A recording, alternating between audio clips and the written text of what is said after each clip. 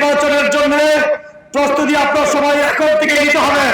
নির্বাচন অত কঠিন নির্বাচন, অত সহজ নির্বাচন হবে না।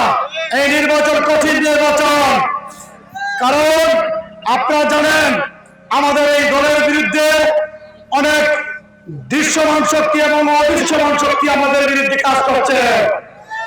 সেই কারণে সকলের সজাগ দৃষ্টি থাকতে হবে। জেনএক্সে শিফট করো, লাইফকে লিফট করো। অনেকে এসে অনেক গ্রামে গঞ্জে অনেক তালবাহানা করবে, অনেক রকম ফতোয়া দেবে।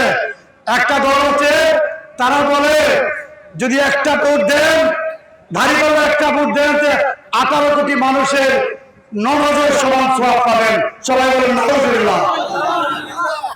এই যে ভাউতাবাজি করে হয় না।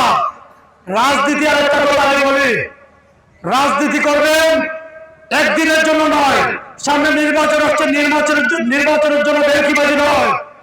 রাজনীতি হচ্ছে দীর্ঘদিনের লং রেস। এই রেসে টিকে থাকতে হবে, মানুষকে সঠিক সময় সঠিক কথা বলতে হবে। বাউতাবাজি করা যাবে না। যারা বাউতাবাজি করেন, আপাতত আমি বললাম যে আমি তো নমিনেশন আমার পকেটে, আমি নমিনেশন পকেটে নিয়ে ঘুরছি। যখন আপনি নমিনেশনটা পাবেন না, তখন আপনাকে জনগণ কি বলবে?